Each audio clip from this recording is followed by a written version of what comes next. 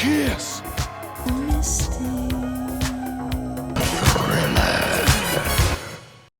One, two, three, four, five, 7, 8, and 1. Hello.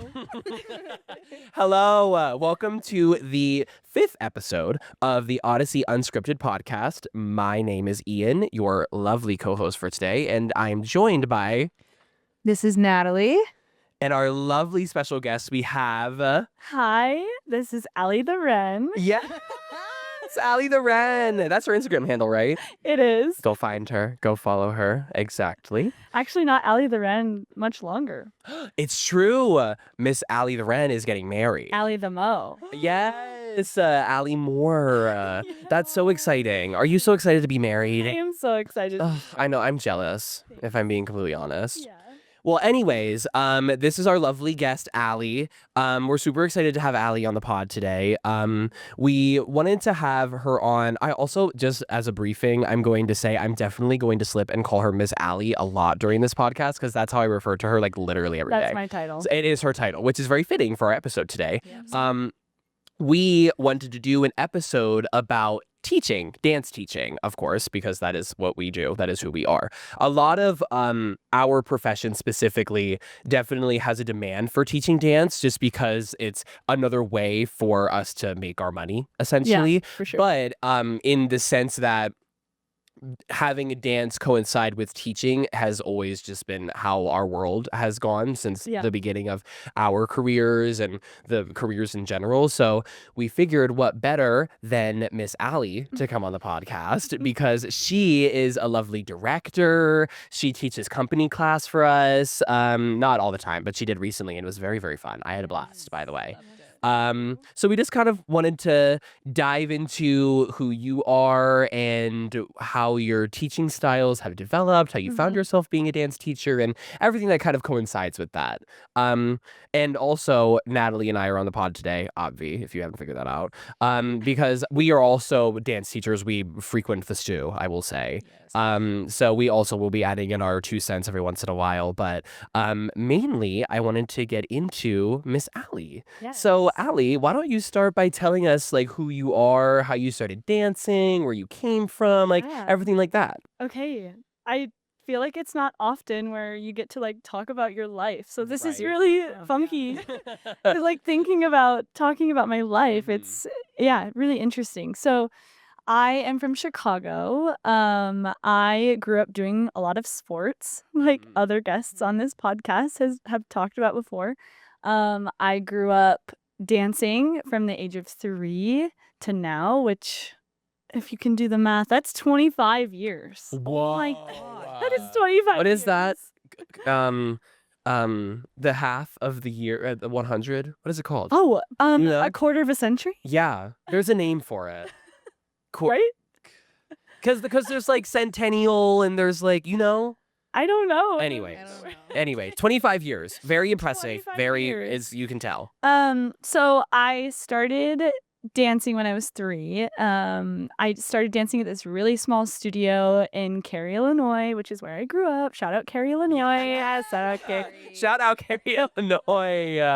I started dancing at a park district, actually, and I was doing cheer and dance simultaneously. Oh, wow. Yeah. And then my sister started dancing at this studio that popped up in our small town. Shout out Cary Grove Performing Arts Center. Okay. That's where I danced all the way until I was 18. Honestly, just like Odyssey, we did every genre. So we had ballet, tap, jazz, hip hop, modern, contemporary, but I did not compete. So I have never done competition dance. I grew up going to, this is really sweet. I grew up going to a bunch of like dance intensives and conventions and things on my own. And my mom would make me jackets. And your little brand jacket. And my whole little brand. And so she made me like a little jacket that had rhinestones on it. My God, I'm gonna cry.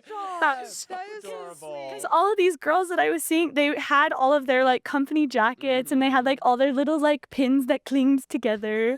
And I was really envious because I never competed. So Right. my mom made me little jackets. And I always got the ballet scholarship. Of course. Yes. Because I was in my black leotard and pink tights. So at 8 o'clock in the morning. yes, Of course. yes, at all of the Chicago conventions. So yeah, I kind of grew up doing a lot of different things. We also had swing choir when I was growing up. So I was in swing choir in high school. So What's that? I don't know what swing yeah, choir is. it's kind of like Glee Club. Yes. Yes. I love Glee. We love We do. Uh-huh. So in high school, my high school, it was not a fine arts high school, but we had a lot of funding in the arts. I did musicals. So like my freshman, sophomore, junior, senior year, I did the musicals. I did choir. I was in the a cappella group. Okay. Hello. Yeah. And yeah, so I did a lot of like the arts in high school, and we were able to also do sports. So I did track and cross country. And I think it was around like my junior year where I decided, I can't do all of this anymore. Mhm. So I devoted my time just to dance. But anyways, getting back to my dance studio, because I didn't compete, I had a lot of time to do other things. So I did like the Nutcracker at like this place called Schaumburg Dance Ensemble. Shout out Schaumburg Dance Ensemble. Okay. I love that you're like a fan of the pod and you know our inside bits. Like, shout out the Nutcracker. Yeah, so I love the Nutcracker. So I did Nutcracker every single year. I think starting when I was in like 5th grade and then up until high school. Mhm. And then, yeah, so I was in swing choir in high school. We traveled to Branson, Missouri, and we performed in Branson, Missouri. So random. Work. And we also traveled to Disney World. So I went to Disney World when I think it was my senior year we went to Disney World. I hate amusement parks, so I really didn't have a very good time. No way. No, I really am not. What don't you like about them? They're just so unclean. It's true. It's so true. Yeah. It's so true. I respect that. Yeah, I don't know. They're Isn't this clean girly? She is. I'm an ocean water girl. I am not like, let's pay and go to an amusement park. I don't know. You went to Disney World. You don't like amusement parks. I don't like amusement parks. Okay, so swing choir, Glee Club. Of course. Yes. Mhm. I loved swing choir. It was full of like basketball players and football players, and I was on the track and cross country team, and we had just like people from all different sports at our school. Literally Glee. No, literally. That's Yeah. amazing. Yeah, it was literally Glee. And so the owner of my studio was the director and choreographer for swing choir and also for our musicals. So Wow. Will Schuster. so because Will Schuster. shout out Amy Krieges. Yes. Yeah, and so it made us, because we didn't compete, and I can kind of talk about why my studio didn't compete a little bit. My dance teachers growing up didn't like the competition world. They wanted us to love dance and to be artists first and people first. And I think that's also like the culture of my high school as well, is they allowed us to do everything that we wanted to do. If we wanted to be in the musical, if we wanted to do sports, if we wanted to, do the things. And so we didn't compete, but we were like allowed to go out and do other things. So I was allowed to go and do conventions. I was allowed to, do Nutcracker, and but because my owner choreographed for us in high school, like we were able to do all of it, and our schedule, like she scheduled everything around everything that we did. So that was really awesome. But I actually started assistant teaching when I was like maybe 14. So my mom was actually the office manager at my dance studio growing up. So Miss Donna, she ran the office, and she also did our recitals. So she did like all of the behind the scenes and like directing and all of those kinds of things, that actually what I do now. I was gonna say, the apple doesn't fall far. Dance mom. She was a big dance mom, got me my jacket and my rhinestone. Of course. So my mom she was my momager for sure. Love. Yeah, and she would be the one that, like, at convention, she'd be like, go up and take a picture with them and, like, ask them where they teach, and then let's go to their studio and, like, take their classes. So, like, my mom was a great momager. Wow. She was That's incredible. Yeah, she was a great mom. Momager. Mm-hmm. There's a cat. Our podcast. This podcast. Baby. Hello, baby. So, yeah, I don't really know how I started getting into assistant teaching, but I got into assistant teaching when I was around like 14, and I was just at the studio all the time because my mom worked in the office and I was there late nights, and everyone I danced with, they were all my best friends. And so I was just there all the time, and I started assistant teaching.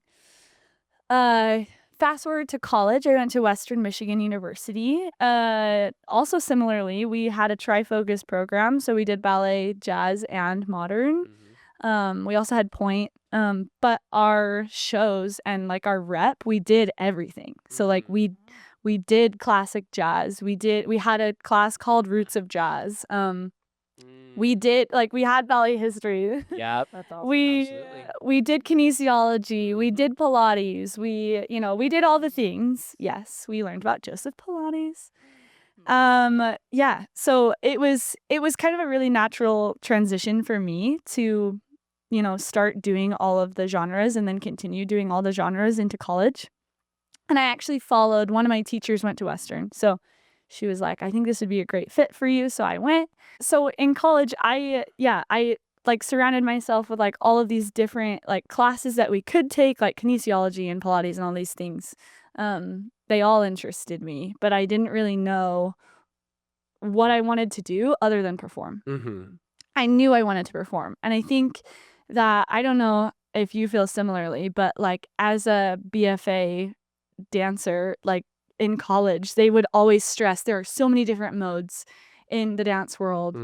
Like you can be a techie and you can do all of the things in the theater and not be on stage, and you can go out and write and do grant writing for the community. You can teach, you can go get your master's, all those kinds of things. And I was such a brat. I was like, no, I'm not doing any of these things. Like I want to perform. Right. And so I think I was always sitting there like all smug in the corner, like, I'm not gonna do that. I'm not gonna teach. Like, I'm gonna perform. That's what I'm gonna do. Period. So graduated 2020 during COVID. Oof. Graduated in my parents' living room. I was dancing in my parents' living room. I was still teaching. I started teaching at a small studio when I was in college. And I continued teaching over Zoom during COVID because needed money. Yeah, absolutely. And yeah, I was taking classes in my parents' living room, graduated, walked across the living room on Zoom. Did you have your cap and gown? I did get my cap and gown, but I never got any of my tassels or any of my like cords or anything. So I graduated. This is fun fact. Graduated with my minor in mathematics. Yes. She's a genius. She is literally one of the smartest people I know. It's true. And I would know because, pause, backstory, me and Allie have known each other for years. Yeah. She is like one of my sister's best friends, and she helped me with my math homework almost every week on a Sunday. And it was beautiful. It's so awesome. I remember your mom texting me and being like, hey, so I was not good at do you mind helping some of my children with math? Oh my gosh. Not Kimberly. Yes, And you're I was girl like- out. Yes, I will absolutely. I will come hang out, have family dinner on a Sunday, and I will help your children with their math homework. It was so fun. So, anyways, I think I stayed stubborn about teaching for a really long time. I think I kind of denied, like, I wanted to just be a performer. And so, yes, graduated college. I wanted to move to New York City. Like, that was my thing. I wanted to go to New York City, and I wanted to dance with Perry Dance because Eagle Perry came and set a work on me and a bunch of other dancers at Western, and we learned a piece that was set on us simultaneously with the Perry Dance company. And so I was like, oh my gosh, like I want to dance with this company. Like, they're phenomenal. It was Yin Yu that came. and set this piece on us. And that was my plan. I was going to move to New York City. And then COVID hit and I graduated and my parents were like, okay, what are you going to do? What now? What are you going to do? And I think, and my parents, like, bless their hearts, they're so supportive of us or like of me and the arts. But my dad was so concerned about, my financial stability.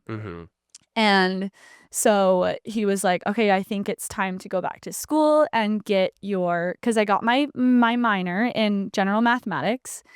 I continued taking math classes so that I had credits to eventually get my major in like math education.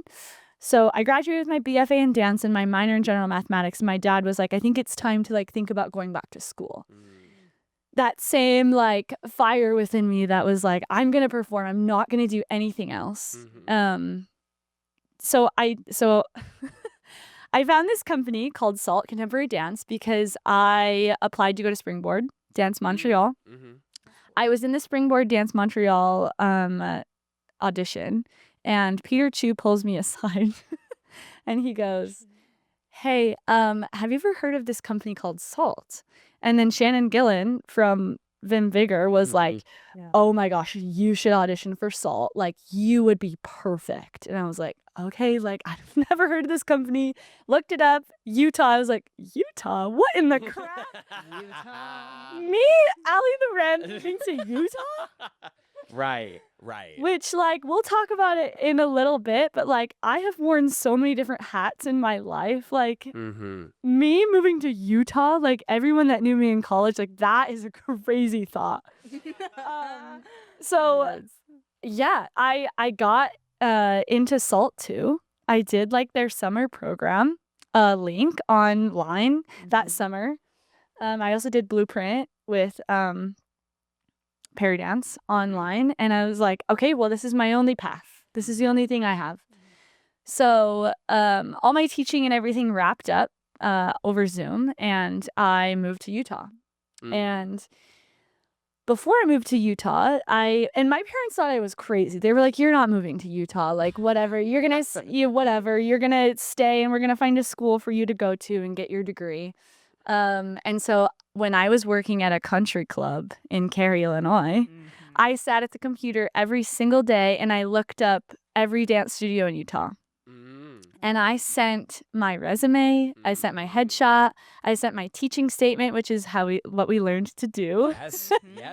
As a BFA, my teaching statement and like my teaching philosophy to every studio in Utah. And I got so many responses like, yes, like, we're hiring, like, please. So moving to Utah, I got a job at like 3 different studios. And then I was dancing with Salt too, the second company of Salt Contemporary Dance. And that's how I got to Utah. And I did not think I was going to be here for this long, but that's how I got here. Yes, that's incredible.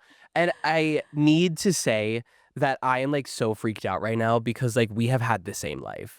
Like, I have worked at a country club. I have started at a very, very tiny dance studio that like my mom was also a huge part of when I was younger. I was like, that is so freaky. I have a BFA in dance, of course. Do you have a minor in general mathematics? Clearly, if you can't tell. That means I do not. No. I do not. I do not at all.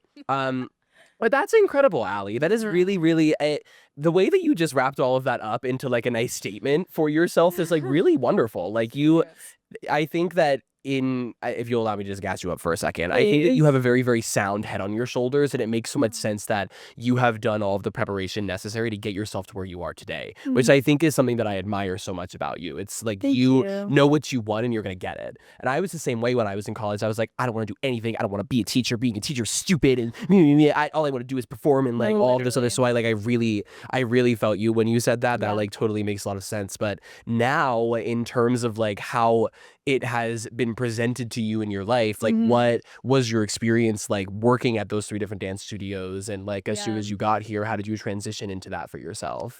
So I started working at a couple different studios, and one of the studios was very small. They did creative dance, and I worked. So Salt 2 kind of had a schedule where we started early in the day a couple days a week, and we started later in the day other days of the week. So I started assisting these preschool classes for creative dance. Love. That's so fun. We were dancing with ribbons. We were teaching them about shadows. We were teaching them like about like their inner light. Like it was probably one of the most beautiful, like patient, like Disney atmosphere that I have ever been a part of.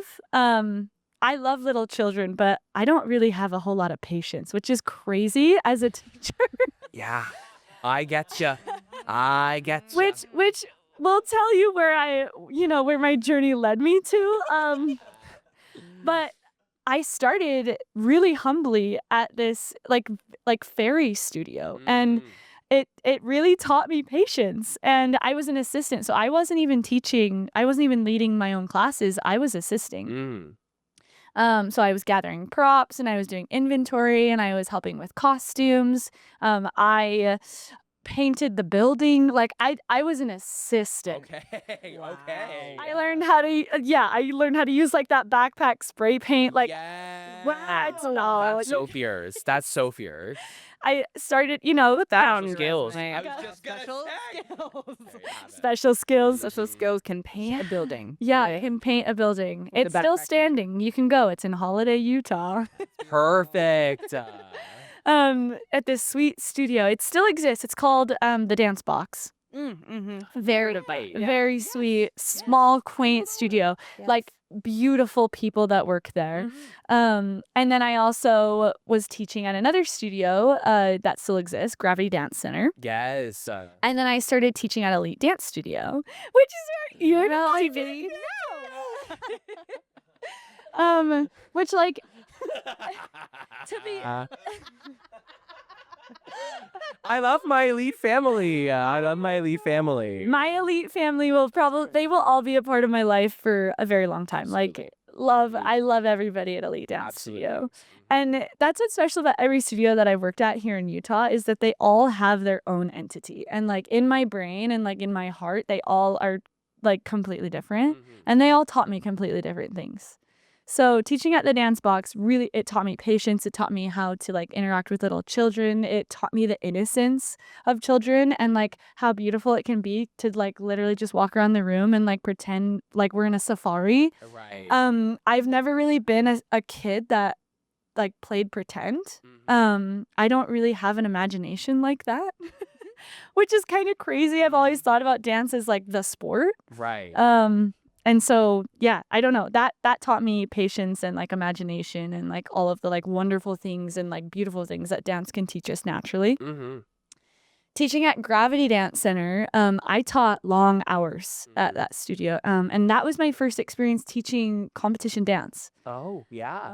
And being a part of competition dance because I knew nothing about competition dance. Big here. Big. Huge. And there are competition studios on every corner. Absolutely. In Utah. And so I was pretty humbled quickly. I taught a cell block tango. No way. Yes, I taught a number to cell block, and they actually came back and they were like, "This is not appropriate for children." Well, yes. But I'm sure it was fierce. So I taught some of my first choreography, like duos and solos for competition, and I learned a lot. Like pretty quickly I learned a lot. And then I started teaching at Elite Dance Studio, and that was like my biggest introduction to competition dance. And I taught it like their in-studio intensive and convention and stuff like that. And I was like, oh, these kids are hungry for dance. But when I first moved here, it like I'm talking about this like all gloriously. It like was not easy. No. And out of college, like not having any kind of financial security and not having, like a full-time dance job that pays, I taught a ton. Yeah. And I taught till 10 p.m. every single night. I taught in the morning. I went to like Salt 2 rehearsal, and then I taught until 10 every night. I actually ended up getting a stress fracture the first year that I lived here because I was teaching dancing Monday through Friday, and then I was a server on the weekends. So I worked as a waitress. Wow. So I was hustling. My apartment was like $400 a month. I was in a 3-bedroom apartment with like some really sweet girls, and I was paying for salt too. And then I was making money teaching and serving. And I think that's really common for a lot of dancers, is that like we have to have so many different jobs. Absolutely. Which is awesome because we're like good people by nature. Right. We're very versatile. We're versatile, and like we have like natural people skills, and so like we can hold all these different jobs, but it was exhausting. Like I drove to and from teaching some nights like crying, not wanting to go, or just being exhausted, or like I literally don't have anything. So I think for the first maybe year or two, like living in Utah, I really used teaching as like my only source of income, and it was my job. Yeah. I only really started to get like inspired and connected when I started teaching at Elite Dance Studio, because they became my family. Yeah. And I was like, oh, it felt like I meant something to somebody. Stop, I'm gonna throw. Stop, I can't. That's so true. No, it is. And like being so young and like learning how to stand up in the front of a studio and like run a room is a really beautiful skill that I learned. Yeah. And I experienced some really hard things the first couple of years that I lived in Utah. And I also taught at a country club. She taught people guys. Yes. I worked at a country club, and I like went through some really hard personal things my first couple of years, and I remember being so numb, like being in the studio, but like being at the front of a studio, like you learn who you are. Yeah, absolutely. And you learn that like no matter what you're going through, like you are like the role model for these children. And so I think really quickly, like teaching at Elite Dance Studio, I connected with these people so well, and she believed in me, like the owner, Leslie. Shout out Leslie. She believed in me, and so she they pushed me to like want to create. And so I remember creating and like starting to like choreograph for comp. And so I went to comps with Elite Dance Studio and started learning the ropes and all of the crazy ins and outs of dance moms and competition moms and opinions and like just like getting shot down and shot down and shot down. But like everybody that was on faculty with me, everyone had gone through the exact same thing. And yeah, so I also like in college, the only C I ever got, well, that's not true. I did get a C in one of my math classes, but God bless the USA. Freaking mathematical proofs. Wow. No, yeah, because I know everything about that. The only dance C that I got was in Choreo 1. No way. Wow. No way. Wow. Because they asked me to retrograde, and I said, "What? Retro. What is that? Hey. What is that?" I love a retrograde. Oh my God. I love a retro. Literally, like everything I do is a retrograde. Essentially, like that's insane. Ian's a living retrograde. I am. I was truly like forward and back. Well, so I thought that choreography was like not my thing. I was like, that is like not my gig. I can teach, but I'm never gonna choreograph. And so like working at Elite Dance Studio, they were like, yeah, I just felt inspired. Like these dancers were hungry, like I said. Yeah. And like quickly I became really connected in the dance community in Utah. So I started getting other opportunities at different studios and like teaching at a couple different places during the summer. And so I started teaching at Utah Dance Artists. Yes. And I also think that like working at all these different studios, I quickly learned who is organized and who is not. Absolutely. Yeah. I also quickly started to learn like my rates for teaching. Yeah. I started learning what other people's rates were. I started learning like what people were charging for choreography, privates, like the whole, like I didn't know about any of this. Yeah. And so I started teaching at Utah Dance Artists. And so they are insanely organized. From the top down to the bottom. And I think what made me fall in love with Utah Dance Artists was that, and UDA for short, they put such a significance on ballet, and I have always loved ballet. Really? Why not? She is gorgeous. Oh my god.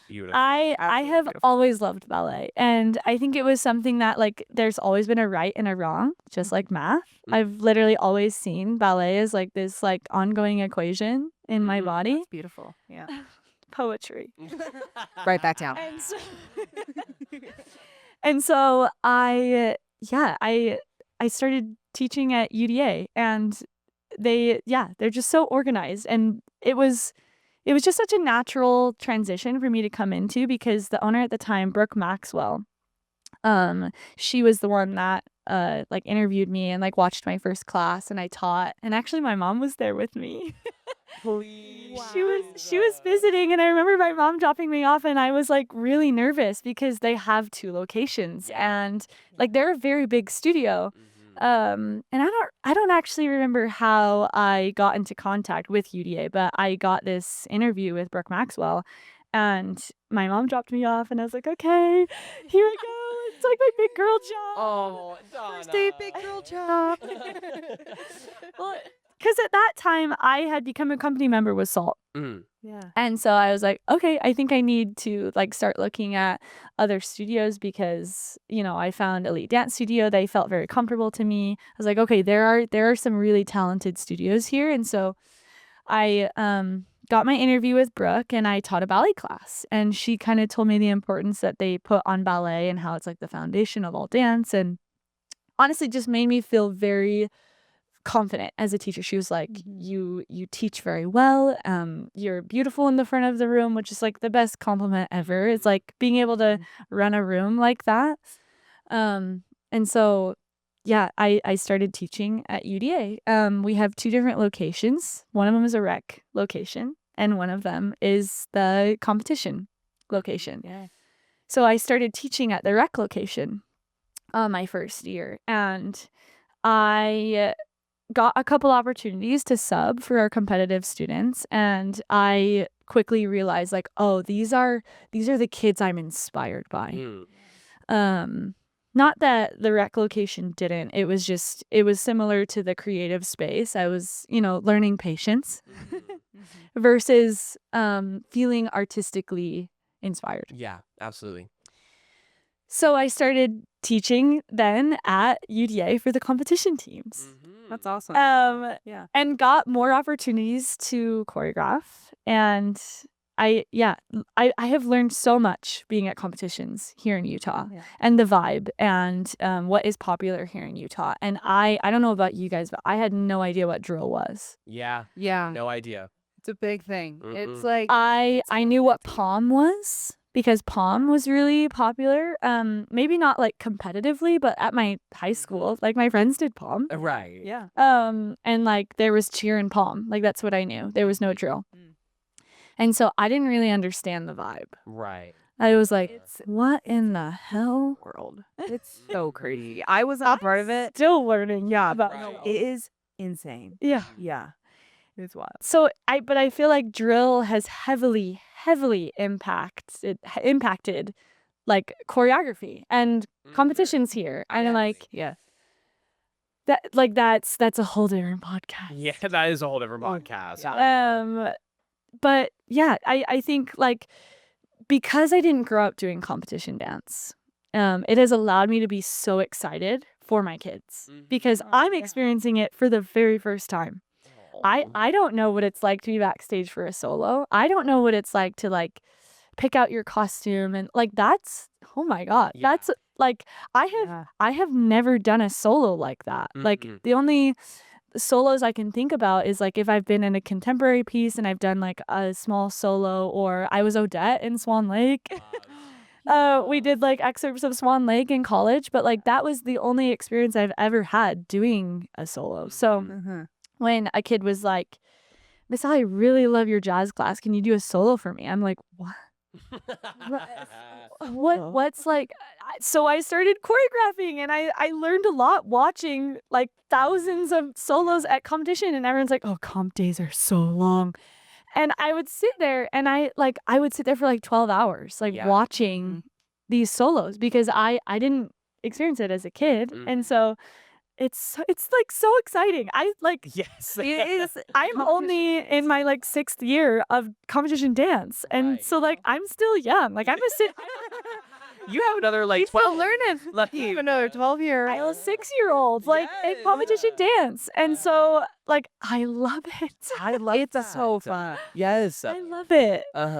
And it's so interesting how like that has become such an influential part of the way that your teaching has gone. Yeah. Because going back to what you had said earlier about how the kids that are the most hungry, that you like find the most creatively stimulating, is that's something that's so special that not a lot of the time we get to experience as teachers. Yeah. And we're told that we need to treat every child the same. But Right. it's like you don't always get to have the opportunity to have that special moment with that singular student to be like, I would love to choreograph this solo for you. Please let me sit at a competition for 12 hours, like for an entire weekend, so that I can watch you do this. Like, Well, I think what's beautiful about like my journey at UDA is that I started at the rec studio in South Jordan, and now I have some of those students that have gone through the rec program, and some of our like comp teams that go to fewer competitions and are now like in the varsity and conservatory programs that we have, which are our higher competitive teams.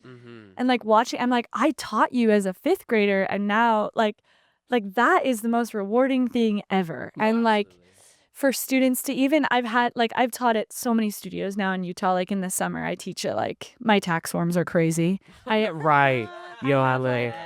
I've Miserable. I've set work on like some high schools and like some different teams, and I have like 10 different tax forms. I have a tax lady in Tooele that I use because I just cannot. Literally. But like I have taught so many places, and I just like the kids that I've seen go through the programs at UDA, I'm just like, I'm so inspired by like what I'm capable, and like how I'm capable of just like influencing a child's life like that. It's so rewarding. It's the most rewarding job.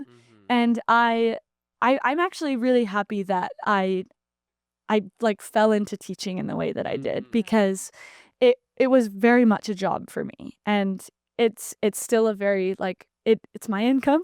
Right. But like I like that's like my hats that I talked about earlier. Like I wear my hat as like a normal person, and like I go to the gym and I run and whatever, but I wear my hat as a teacher, and like I have to be this entity for these children that like my dance teachers were for me as a child.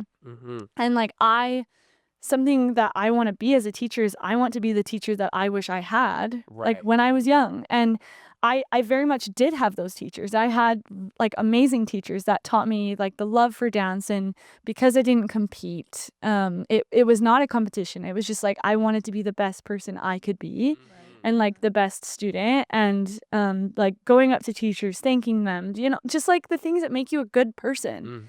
Courtesy. And like seeing like how I'm influencing children by teaching like dance is amazing, and I love it. I love seeing them grow up. Right. It's like a beautiful, beautiful thing. And there is so much more to teaching dance than just dance. Yeah. You learn so many important life skills, behavioral skills, and like it upsets me a lot when people don't understand the magnitude at which our influence is on children, because like we see them so much more. No, than literally they see more than any like other their adults. dads. If their moms are dropping them off at dance, they don't see their fathers. No, literally, and I'm with this child for 5 hours straight. No, like literally. we'll teach them every single style that night, and they will cry. They will cry. Yes. Like that. Do you know what I mean? Like No, it's true. Actually though, it's interesting you say that, because I'm a director now at UDA. Wow. I direct the ballet program, the varsity ballet program, and I'm also the junior director, which, side note, I literally love my 5th, 6th, 7th, 8th graders. They are, I know for the general public that age is really difficult. But as a teacher, I don't want to change who I am. Of course, I filter with the things that I say. Of course, I can't go in there and kiki with my kids. But I don't change who I am. And I think that builds a level of trust that my kids have built with me, that it's like, I'm the same person. I'm going to kick your butt. I'm going to expect this of you. You might cry, but my mom made me cry when I was young, and I still love her. Exactly.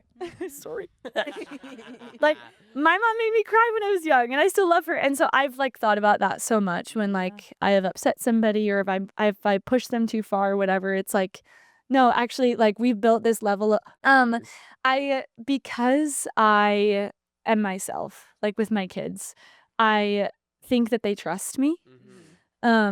Because I'm not trying to come in and be some kind of hard ass. Yeah. They know that I'm hard on them because I care. And I say that so much because I think there are days when I have hard days and I come in and I work them really hard, but it's because I care. And I try to remind them that it's I'm really passionate about what I do, and I'm passionate about you and how you excel as a person and as a young female and a young girl.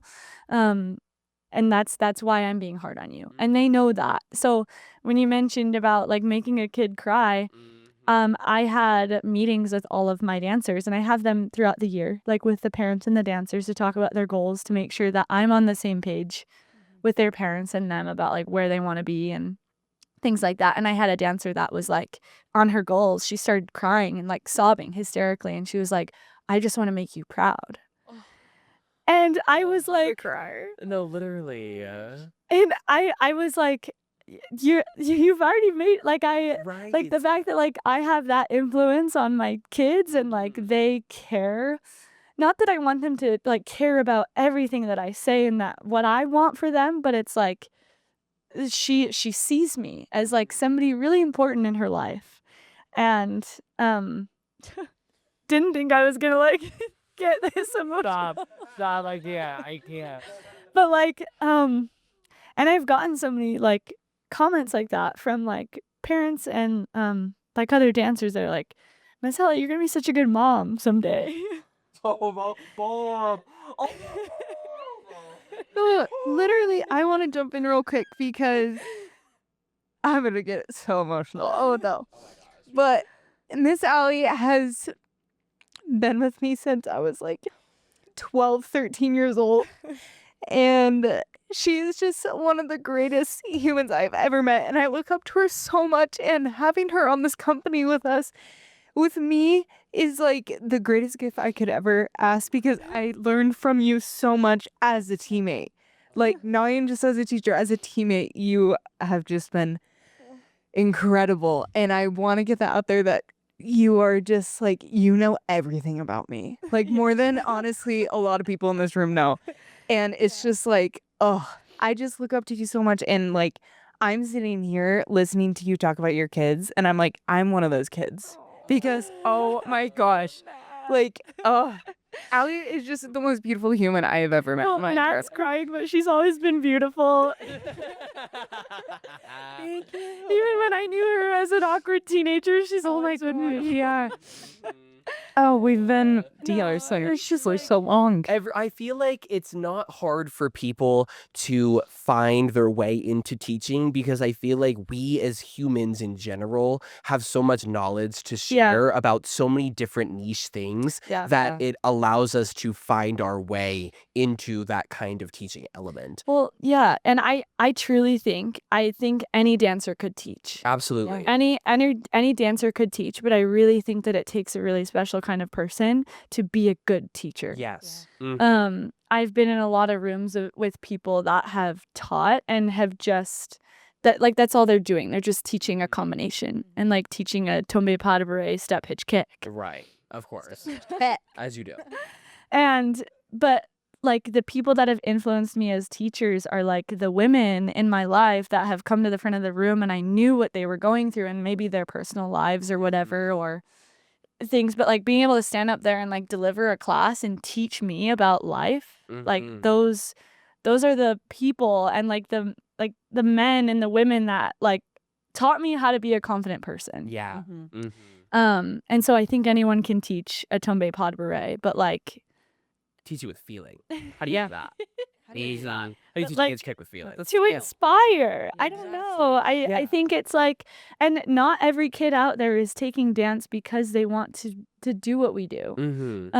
They're doing it because they need an escape and they need a safe space. And so I've always tried to be like, how can I kick their butts, but also like make this a safe space that like if they're going through something really difficult as like a female, like how can they like look at me as like a female in their life and like come to me with that issue even though I'm still their dance teacher. Right. Yeah. And something that I really admire about my mom too is she was always that person for me and my friends like growing up. She was the office manager, but like my friends went to my mom with all different kinds of things. And I think it's just because of like the example she set as like a strong female inspiring like person. And that's what my dance teachers were for me when I was young. And I had those moments with some children coming to me with like some really serious things that have nothing to do with dance. Yeah.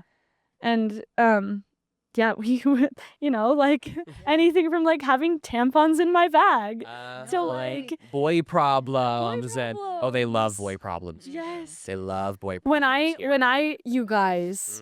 When I got engaged. Oh no.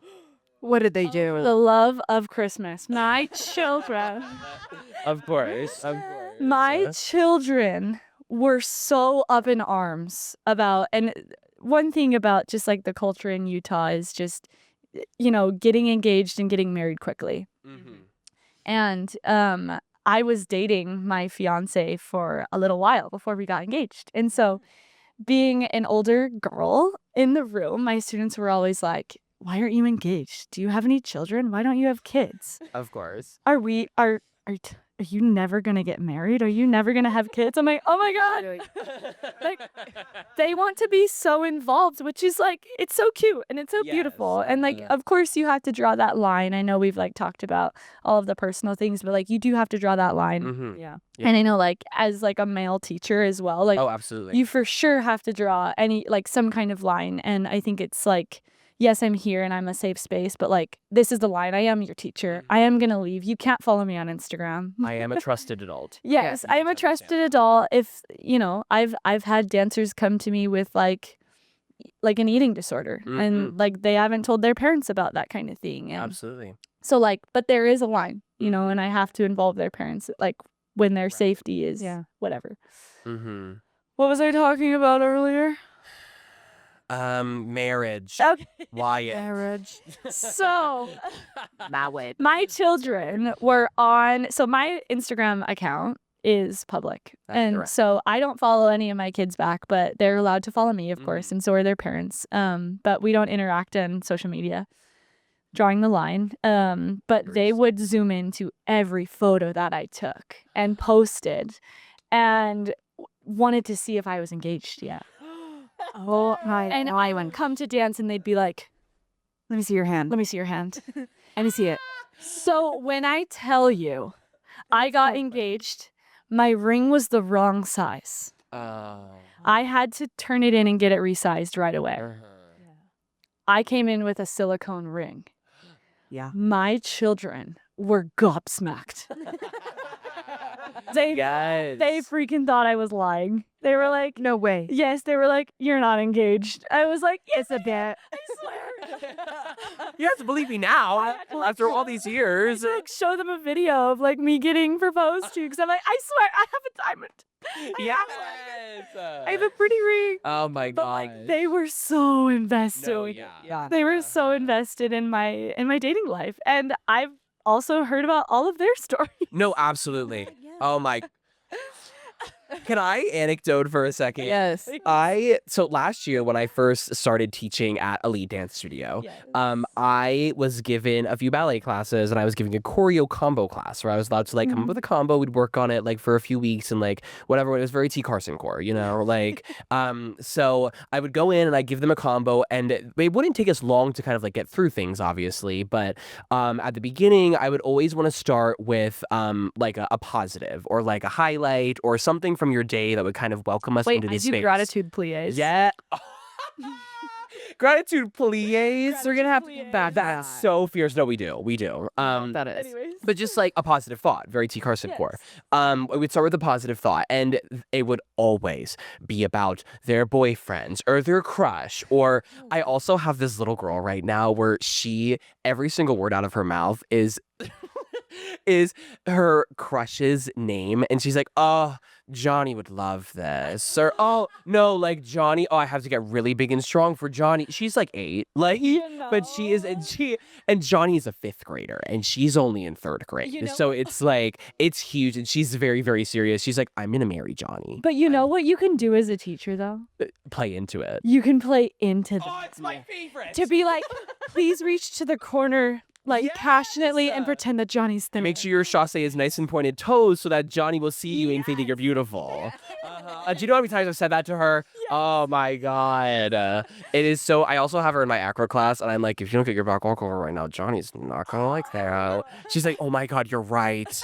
It's like, and one of my favorite things about teaching children is just that you get to almost be a child as well, because I have such a 100%. firm believer in like meeting them where they're at. Yes. I will always sit there and I will listen to this 7-year-old gab and gab and gab about nothing important for like hours, because I want to make sure that they feel like I, as an adult, am hearing them, seeing them, and they are validated in their experience. Like that is always one of my biggest goals when I'm teaching, especially 'cause I teach a lot of like the mini companies and like the younger dancers and everything like that. And I, like you were saying, I want to make sure that there is a space for them where they can feel like they can be themselves without the restriction of school or parents, or you know what I mean? Well, I think what's really beautiful about that too is that like not everybody has a male figure in their life that can do that. Yeah. Or like has done that. Right. And so like that is huge as like a male, like having male teachers when I was young, like that, having them see me was like meant a ton. Yeah. Not that it doesn't matter from anybody, but like that is like, I hope you know that like that is super influential. Thank you. Yeah. Like to some of the kids that like you probably don't even realize. Right. Yeah. Well, actually, the other day there was this girl and she was like, so you know Jory.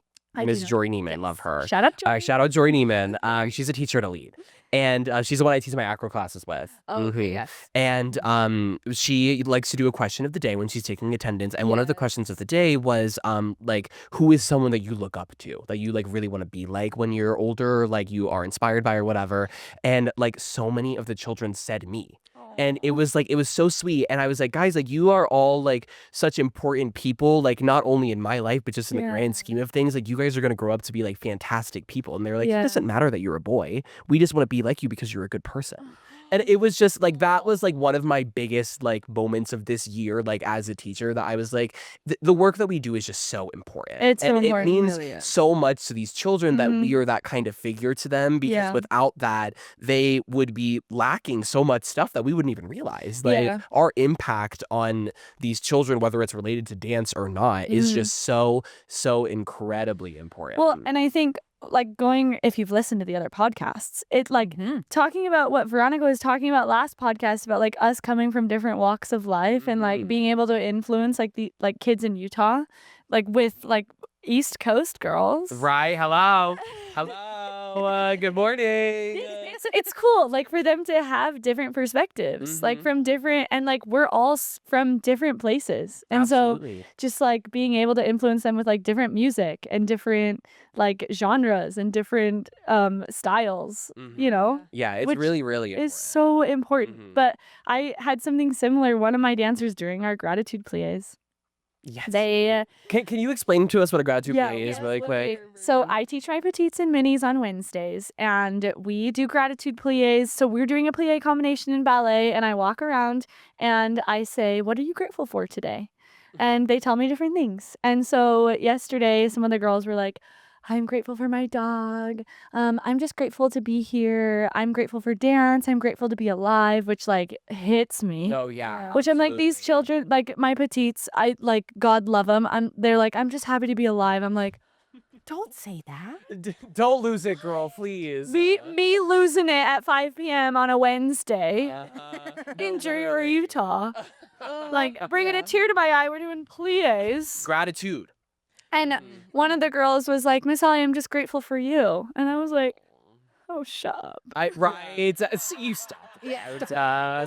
It's so sweet. No, I want to add on that. Just like having grown up at a very competitive dance studio, I was so blessed with such good mentors and like amazing teachers. And then I was kind of spoiled with like that mentality. And then going into like college and like professional stuff, I was like, oh my gosh, I had it really good because these people, like, they don't respect me. They don't really care about my life. Like, I had like, I'm sure we all had such a great connection with our studio like teachers. And then growing up, it just like being a good coach and teacher is so like important because it can impact other people's lives in so many ways that you don't even know. For sure. Like for years. So it's just, it's so important just to be a good person in that space, especially in that space teaching young dancers. I want to speak on this too. Like something that I've learned like within the past couple of years teaching in Utah is that being a teacher is not about me. Not at all. And I think that like performing to me it's very selfish, you know, because that is for me and it is for the audience as well, but like me being a performer and like on the weeks where we are just performing and we're not teaching, that feels very selfish to me. Like this is for me and like I'm fueling my artistry. But like when I am teaching, it is not about me in that moment. I am giving them what I've experienced and like the knowledge that I have to be able to push them further in their lives and like as a dancer and an artist. But it's not about me. And I think it can really easily become something very selfish.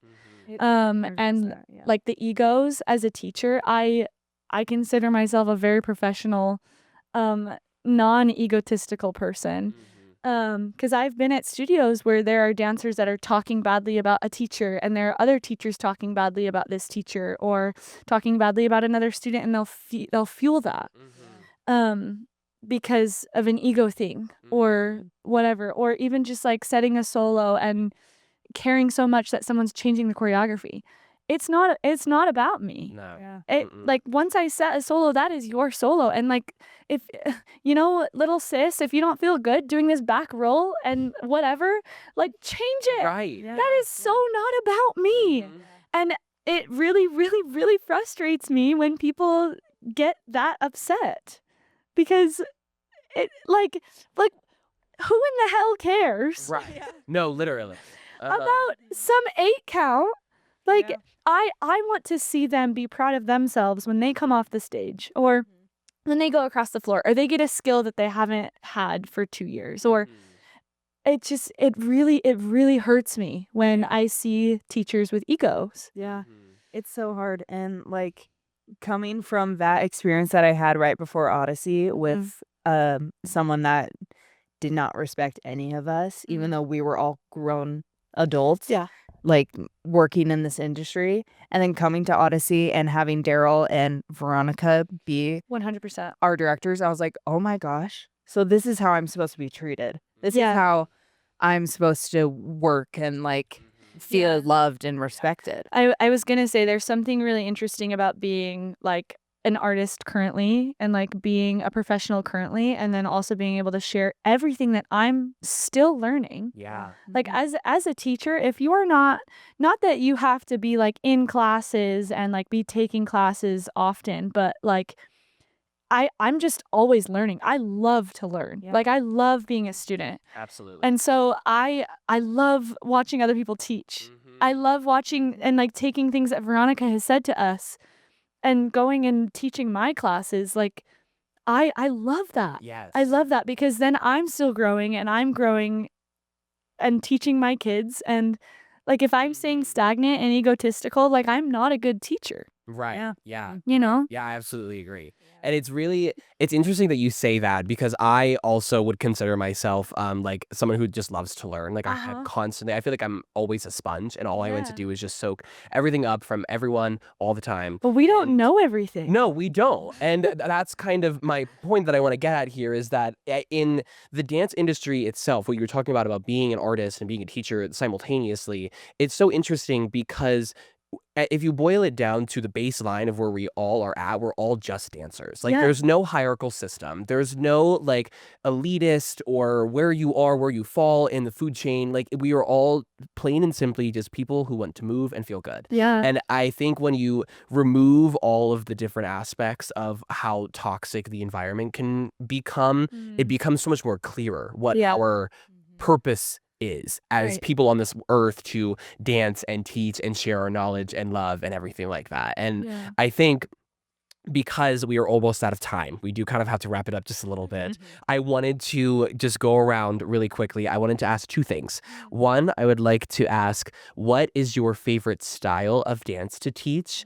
Like your favorite class or favorite like whatever. And then I want you to share a brief story of teaching that either like is really important to you, something really funny that happened recently, like just something, something simple and easy, just kind of close us out before we can wrap it all up in here. Because this has been a wonderful, wonderful conversation that we have had. Oh my goodness. I can go. Okay. So I would say similarly to Miss Allie. Also, just quick sidebar, Allie and I are the same person. I've decided that that's just what it is. We partner. We call each other twin. Like we are just boyfriend. All we do is we're boyfriends. We are boyfriends. How are you being boyfriend? We're supposed to get married. Like sorry, Wyatt. Like I need to step in. I get really jealous when Ian partners with somebody. It's true, and I do too. Except I only ever partner with Allie. I only ever partner with Allie. When it is with someone else, like it is true. I do partner with Natalie sometimes. But it's true. It's true. But I also really, really, really love ballet. Ballet has like always been, I didn't used to love ballet a lot when I was younger. I didn't really understand the point of it, but I would go because I was always a very hungry child. I just wanted to always be dancing. I wanted to always be learning. And then eventually I learned the importance of ballet and how it is true, the baseline and where all of dance stems from in our current day and age. So I love to teach ballet and also contemporary very similarly. I feel like they kind of coexist in my mind just a little bit. It's something that I find myself more attuned with. But I would say those are my favorite styles of dance to teach, definitely. And then for a teaching story, this happened recently. And I think I said this to you and Athena the other day, but I was teaching at Elite. And one of my junior company girls, she loves me, but she loves to push my buttons even more. And they know that I do not like feet. I do not like feet at all. Girl. Funny. This is funny. They know that I do not like feet. I don't like Exactly. So wait till you hear this. Oh god. I am sitting there and I'm on my phone or I'm playing music or I'm doing something and they're like doing whatever and she comes up to me and she asks me a question and I am talking to her and then she starts to turn around and then I turn around at the same time and then she comes up and takes her toes and gets me right in my Achilles. You know. And I'm not sure if it was intentional or not, but I turned around and I said, insert name here for privacy.